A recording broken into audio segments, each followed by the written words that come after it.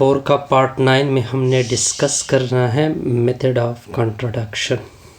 इसमें क्या होगा, हमें एक स्टेटमेंट P गिवन होगा और एक स्टेटमेंट Q गिवन होगा। तो P एम्प्लाइज होगा Q को डायरेक्ट। हम क्या करेंगे, हम कंट्रोडक्शन लेंगे। हम कहेंगे कंट्रोडक्शन किस तरह लेंगे कि इज्यूम करेंगे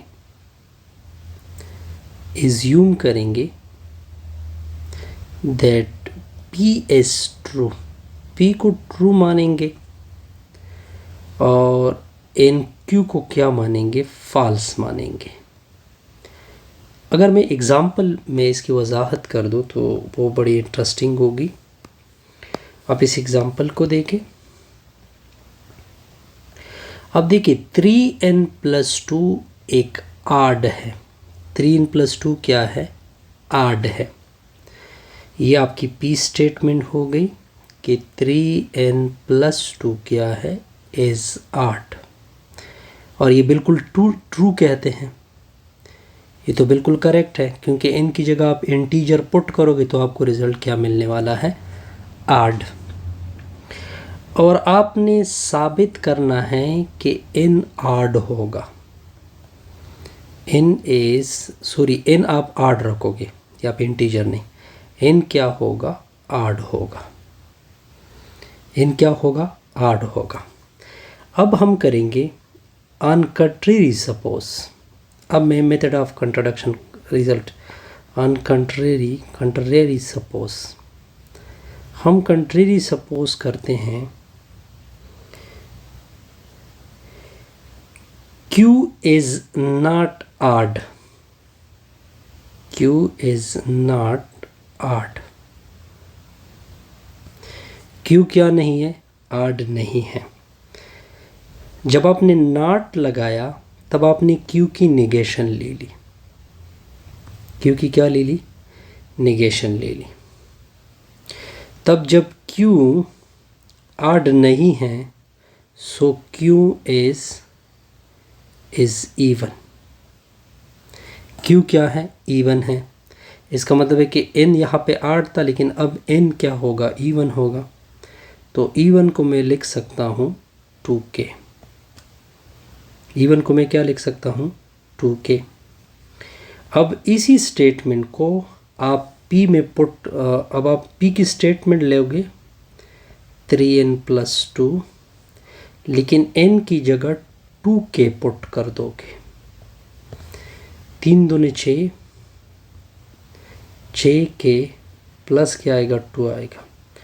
2 को कॉमन कर सकते हैं, 3k+1। अब देखिए जब 2 किसी चीज़ से मल्टीप्लाइड हो जाए तो इसका मतलब है कि P इज़ क्या आ गया, P इज़ इवन हो गया। जबकि हमारा P क्या था, 8 था। तो आप कंट्रोडक्शन देख सकते हैं।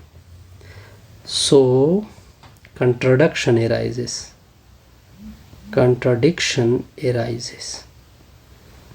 कंट्रोडिक्शन क्यों एराइज हो गई, बिकॉज P इज़ आड, लेकिन हमने क्या निकाला, P is even, P is आड।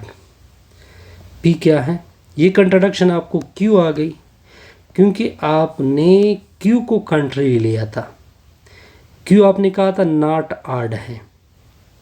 अब क्या कहोगे, सो Q इज़ आड।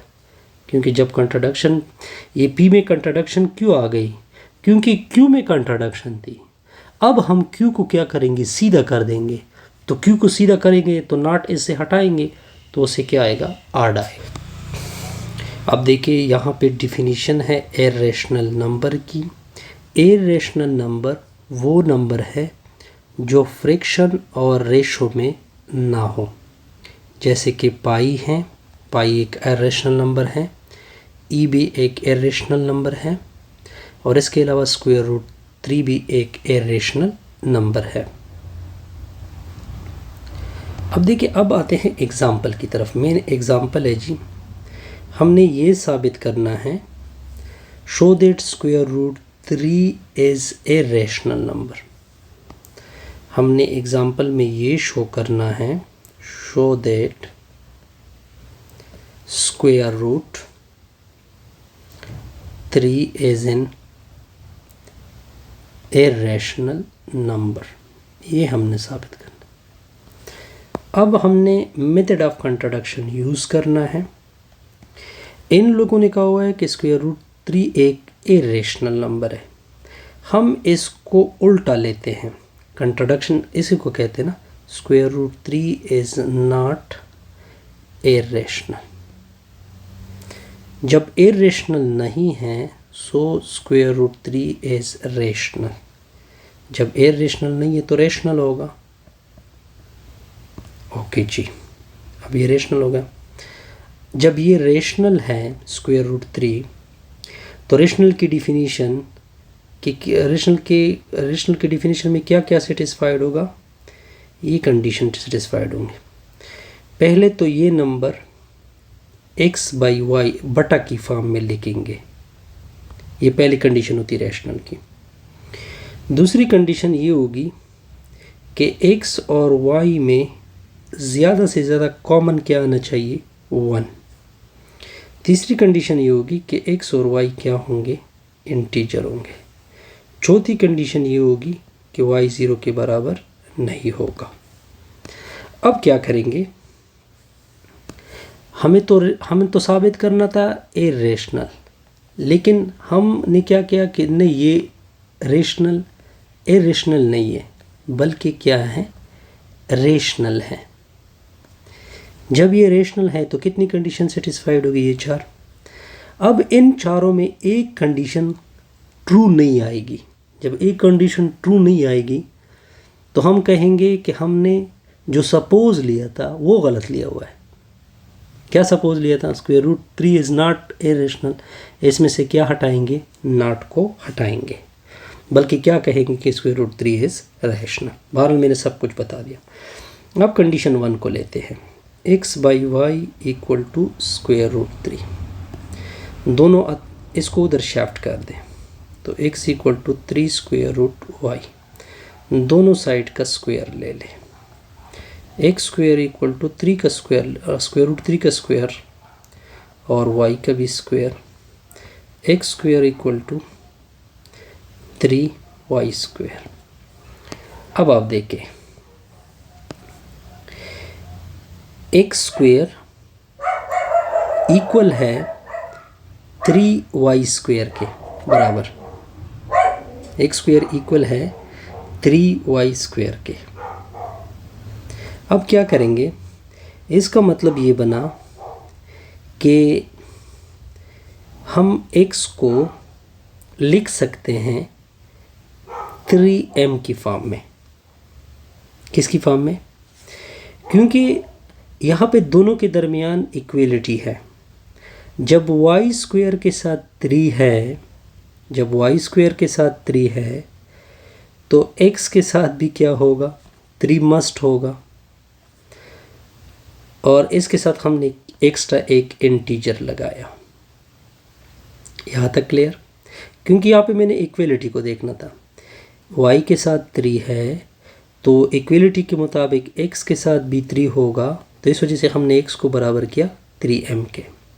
अब ये x इक्वल टू 3m इधर पुट कर दे तो 3m whole square equal to 3y square. ये हो जाएगा 9m square equal to 3y square. 3 का 3 3 3 9 होता है, तो y square equal to 3m square. अब देखें राइट साइड में देखें, m स्क्वायर के साथ 3 हैं, यहाँ पे इक्वलिटी हैं, तो y के साथ भी क्या होना चाहिए? इक्वलिटी के मुताबिक 3 होना चाहिए। उसको क्या लिखेंगे? 3m लिखेंगे। अब देखें, अगर आप सेकंड कंडीशन ले लें, सेकंड कंडीशन ले लें, हमने क्या कहा था कि x और y में ज़्यादा से ज़्यादा क्या कॉमन होना चाहिए? 1, और कोई कॉमन नहीं होना चाहिए। लेकिन अगर आप x y को देखें, x की वैल्यू क्या आ चुकी है? 3m। y की वैल्यू क्या आ चुकी है? 3n। इन दोनों में क्या कॉमन आ रहा है? एक और कॉमन आ गया। हमने क्या कहा था कि इसमें एक कॉमन होगा, लेकिन इसमें तो 3 भी कॉमन हो सकता है। So contradiction arises. हमने contradiction arises की. ये contradiction क्यों arise हो गई? क्योंकि आपने suppose गलत लिया था. Square root 3 is not irrational, बल्कि अब हम कहेंगे सो स्क्वायर रूट 2 नॉट के बजाय क्या लिखेंगे? Is in rational number. यहाँ तक क्लियर? बिल्कुल. अब आप नेक्स्ट एग्जांपल देखते हैं. Square root 2 is an irrational number. Square root 2 क्या है? इरेशनल नंबर है. हम क्या कहेंगे? इसको उल्टा ले लो. Square root 2 is not in irrational. ये इरेशनल नहीं है. जब इरेशनल नहीं है so square root 2 is rational. तब क्या होगा? रेशनल होगा. इस बात को मैंने गलत लिया, हालांकि ये तो बिल्कुल इरेशनल है, लेकिन हमने इसको उल्टा लिया. जब उल्टा लिया तो ये रेशनल बना. तो रेशनल की कितनी कंडीशन है? पहले ये बटा की फॉर्म में होगा. दूसरा x और y में ज़्यादा से ज़्यादा क्या कॉमन होगा? 1 कॉमन होगा. तीसरी कंडीशन x और y इंटीजर होंगे. रेशनल की चौथी कंडीशन y को 0 की इक्वल नहीं होना चाहिए. अब आप देखें, फर्स्ट कंडीशन को उठा लेते हैं. ये स्क्वायर रूट 2 है. x by y equal to square root 2. ये उधर मल्टीप्लाइड करें. x equal to square root 2y. दोनों अतराफ का स्क्वायर ले लें. स्क्वायर रूट 2 का y whole square. x square equal to square root 2 का स्क्वायर 2 होगा y का स्क्वायर. अब देखिए, इस y स्क्वायर के साथ क्या आ चुका है? 2 आ चुका है. दरमियान में इक्वलिटी है. तो इक्वलिटी ये कहता है कि ये 2 लेफ़्ट में भी होगा. ऐसा नहीं है कि एक साइड पे है. 2 तो दोनों साइड का हिस्सा है. तो x इक्वल टू क्या होगा? 2m होगा. जैसे ऊपर था वैसे एग्जांपल ये भी है. अब इसको x की जगह पुट करोगे. 2m का whole square equal to 2y का स्क्वायर. तो ये हो जाएगा 4m का स्क्वायर इक्वल टू 2y का स्क्वायर. 2 1 2 तो 2 4 होगा. तो 2m square equal to y square. अब देखिए, राइट साइड में 2 है तो इस y में भी 2 होगा. तो वो क्या लिखेंगे? 2m. अब देखिए, एक लेके x, दूसरा लेके y. x की वैल्यू 2m, y की वैल्यू 2n. हमने क्या कहा था कि x और y में ज़्यादा से ज़्यादा क्या कॉमन होगा? 1. लेकिन यहाँ पे तो एक और कॉमन आ रहा है 2. हेंस हमने सेकंड कंडीशन गलत साबित कर दी. Hence contradiction arises. So square root 2 हमने नॉट इरेशनल लिया था. अब क्या लिखोगे? Square root 2 is irrational number. इस तरह ये लेक्चर कंप्लीट.